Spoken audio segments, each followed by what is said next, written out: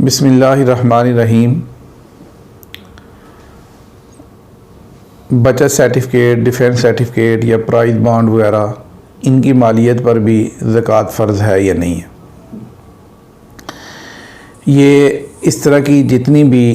انسان کی انویسٹمنٹ ہوتی ہے، وہ بچت سرٹیفکیٹ کے نام سے ہو، NIT یونٹ کے نام سے ہو، یا ڈیفنس سرٹیفکیٹ ہیں، یا لوگ بانڈ خرید لیتے ہیں، ان میں سے کچھ معاملات تو بنیادی طور پر شرعی اعتبار سے ناجائز ہیں، لیکن آپ کا سوال زکوٰۃ سے متعلق ہے۔ اس سلسلے میں مختصراً عرض کرتا ہوں کہ ان میں سے اگر کوئی معاملہ سودی ہے تو جو اس میں سے سود کے پیسے آپ کے پاس آنے ہیں وہ تو آپ کی ملکیت میں نہیں آئے، یعنی سود جو ہوتا ہے جس آدمی کو وصول ہوتا ہے وہ اس کی ملکیت ہی میں نہیں آتا، اور اس رقم کو پھر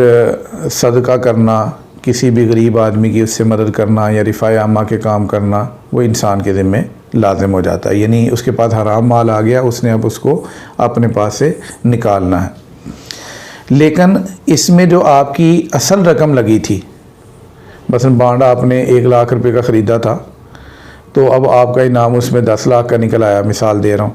تو اب یہ 9 لاکھ تو آپ کی ملکیت میں ہی نہیں ہے۔ جب آپ کی ملکیت میں ہی نہیں ہے تو اس 9 لاکھ پر تو آپ کی زکوٰۃ نہیں ہوگی، اور اس کو آپ نے ویسے ہی بغیر ثواب کی نیت سے اپنے آپ کو حرام مال سے جان چھڑانے کی نیت سے اس کو دوسرے غرباء اور فقراء پر خرچ کرنا لازم ہے۔ لیکن جو آپ کا اپنا 1 لاکھ تھا وہ آپ کا تھا، اس پر آپ پر زکوٰۃ فرض ہے۔ اسی طرح آپ نے جو سرٹیفکیٹ خریدے ہوئے ہیں ان پہ، یا جیسے اس میں بچت اسکیم میں آپ نے پیسے رکھے ہوئے ہیں، تو وہاں جو آپ کی اپنی اماؤنٹ ہے، پرنسپل جو ہے آپ کا،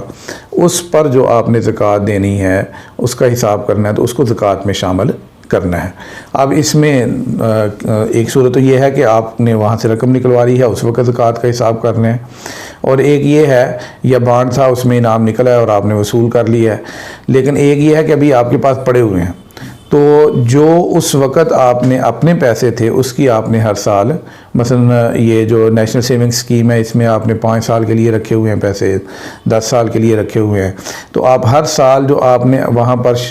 اپنے پیسے جمع کروائے تھے، اتنی رقم کا آپ ہر سال جب زکوٰۃ کا حساب آئے گا تو اس سال آپ نے اس کو بھی شامل کر کے زکوٰۃ دینی ہے۔ یا آپ کے پاس بانڈ پڑے ہوئے ہیں، تو جو جتنے کے آپ نے بانڈ خریدے تھے تو اتنی کی اس کی جو قیمت خرید تھی آپ کی، اس کا آپ نے زکوٰۃ میں حساب کرنا ہے۔